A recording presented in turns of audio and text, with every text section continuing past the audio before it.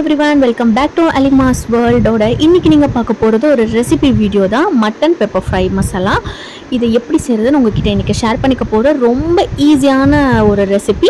கம்மி இன்க்ரீடியன்ஸை வச்சு எப்படி ஒரு டேஸ்டியான mutton pepper fry masala ready பண்ணலாம் அப்படின்றத உங்ககிட்ட ஷேர் பண்ணிக்க போகிறேன். ரியலி இது ரொம்ப டேஸ்ட்டு ரொம்ப சூப்பராக இருக்கும். ரெஸ்டாரண்ட்டில் சாப்பிட்ட மாதிரியே, அதை விட கூட இது டேஸ்ட்டு நல்லாயிருக்கும். கண்டிப்பாக ட்ரை பண்ணி பார்த்துட்டு எனக்கு கமெண்ட் செக்ஷனில் சொல்லுங்கள்.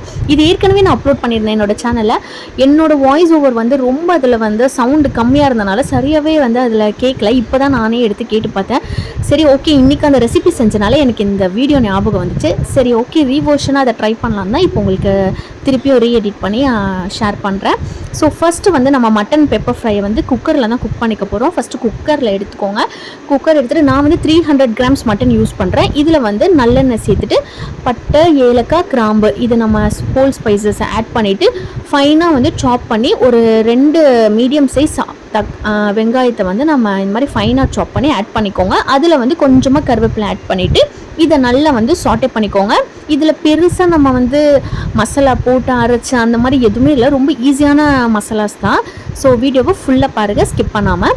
ஒரு சைடு பார்த்தீங்கன்னா தக்காளியை ஒரு 2 மீடியம் சைஸ் தக்காளியை பெருசு பெருசாக சாப் பண்ணி லைட்டாக கோஸாக கிரைண்ட் பண்ணி எடுத்துக்க போகிறேன். ரொம்ப பேஸ்ட் மாதிரி இல்லை, லைட்டாக நம்ம ஒரு 2 to 3 டைம்ஸ் கிரைண்ட் பண்ணி எடுத்துக்கிட்டால் போதும். ஸோ பார்த்தீங்கன்னா இந்த மாதிரி தான் நான் 1-2 அரைச்சி எடுத்துக்கிட்டேன். இப்போ இதை வெங்காயத்தை நல்லா மசிகிறதுக்கு கல்லுப்பு போட்டு நல்லா சாட்டே பண்ணிக்கோங்க. ஸோ வெங்காயம் நல்லா மசியட்டும். ஸோ வெங்காயம் மசிஞ்சோட நம்ம இதில் இஞ்சி பூண்டு பேஸ்ட் ஆட் பண்ணிக்க போகிறோம். நான் 300 கிராம்ஸ் மட்டனுக்கு தேவையான அளவுக்கு 1.5 tablespoon ginger garlic paste add பண்ணி இதை நல்லா இந்த ஆயில்லையே சாட்டே பண்ணிக்கோங்க. இதோட ரா ஸ்மெல் நல்லா போகிற வரைக்கும் சாட்டே பண்ணிக்கோங்க. மீடியம் ஃப்ளேமில் வச்சுக்கோங்க. ஏன்னா இஞ்சி பூண்டு போட்ட உடனே நம்மளுக்கு லைட்டாக அடி பிடிக்க ஆரம்பிச்சிரும்.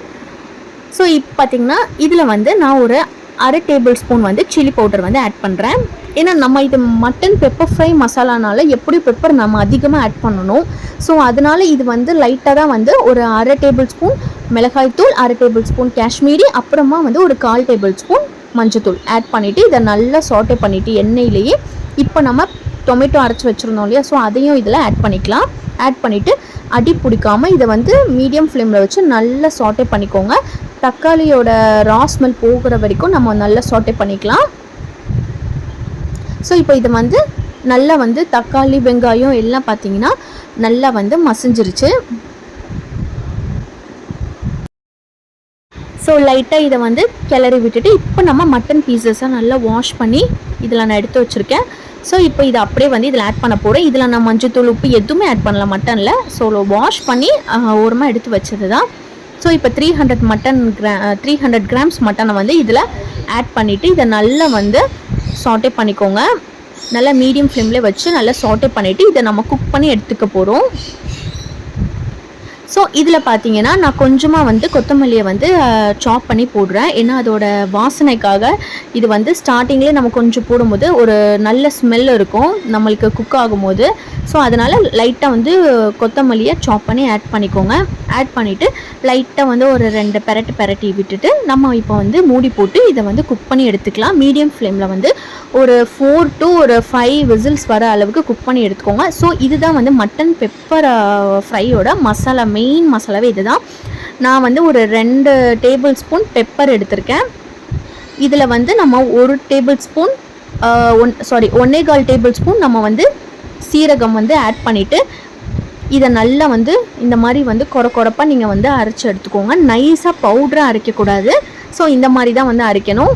ஸோ இதில் லைட்டாக சில்லி ஃப்ளேக்ஸ் நான் ஆட் பண்ணியிருக்கேன். ஏன்னா இது ஏற்கனவே வீட்டில் நாங்கள் அரைச்சி வச்சுருப்போம், அதனால் ஆட் பண்ணிக்கிட்டேன். இல்லாதவங்க நீங்கள் ஸ்ட்ரெயிட்டாக அதில் ஆட் பண்ணும்போது காஞ்ச மிளகாவை பிச்சு போட்டு மிக்சியில் ஒரு சுற்றி எடுத்துட்டிங்கன்னா அதோடு சேர்ந்து நம்மளுக்கு வந்துடும். ரொம்ப ஆட் பண்ணாதீங்க, அப்புறம் சில்லி பவுடரோட காரம் தான் இருக்கும். ஏன்னா நம்மளுக்கு இதில் மெயினான விஷயமே பெப்பரோட காரம் தான் இருக்கணும்.